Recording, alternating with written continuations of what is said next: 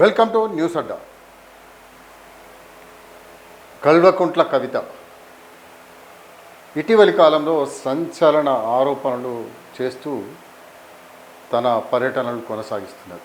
అసలు ఆ సంచలన ఆరోపణలు చేయడానికి గల కారణాలమేంటి?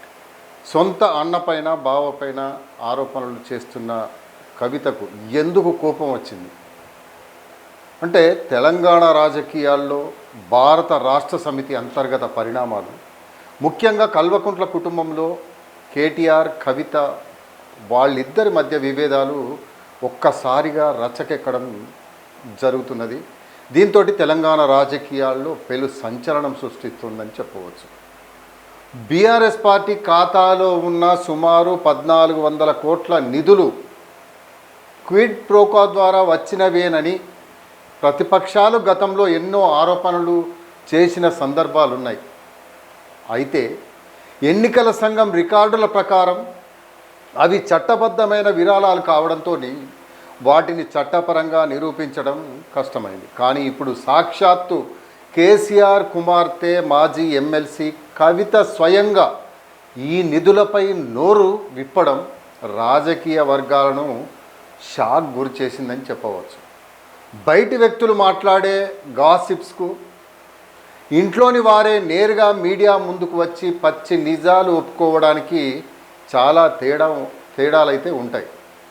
కవిత ఈ స్థాయిలో రియాక్ట్ అవ్వడం వెనుక వర్కింగ్ ప్రెసిడెంట్ కేటీఆర్ వైఖరే ప్రధాన కారణమని తెలుస్తుంది. అయితే పార్టీని జాతీయ స్థాయికి తీసుకెళ్లే క్రమంలో తెలంగాణ రాష్ట్ర సమితి పేరును భారత రాష్ట్ర సమితిగా అప్పట్లో మార్చడం జరిగింది. పార్టీ నుంచి బయటకు వెళ్ళిపోయేలా కవితను బయటికి వెళ్ళిపోయేలా చేయడంలో టీఆర్ఎస్ పేరును కవిత వాడుకోవాలని, అంటే కవితను బయటికి వెళ్ళిన తర్వాత టీఆర్ఎస్ పేరును కవిత వాడుకోవాలని చూసింది.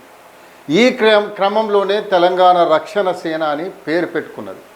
కానీ కేటీఆర్ తన అంతర్గత మిత్రులతోటి కావచ్చు, పార్టీ కార్యకర్తలతో కావచ్చు, తన మిగతా శ్రేణులతో కావచ్చు, వందల సంఖ్యలో అభ్యంతరాలు ఈసీకి పంపించారనే ఆరోపణలు వస్తున్నాయి.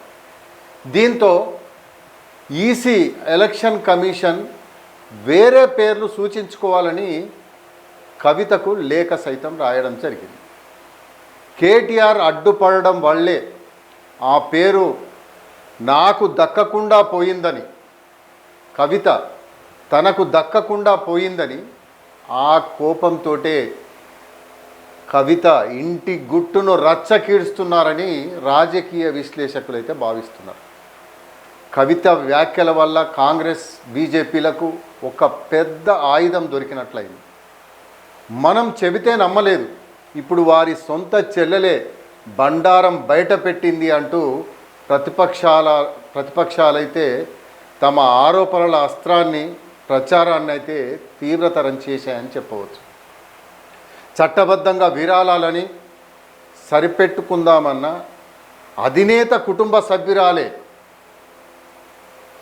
క్విడ్ ప్రోకో అని ముద్ర వేయడంతో పార్టీ నేతలు దీన్ని ఎలా కౌంటర్ ఇవ్వాలో తెలియక తలలు పట్టుకుంటున్నారు. అంటే బీఆర్ఎస్ నాయకులే తలలు పట్టుకుంటున్న వైనం కనిపిస్తున్నది.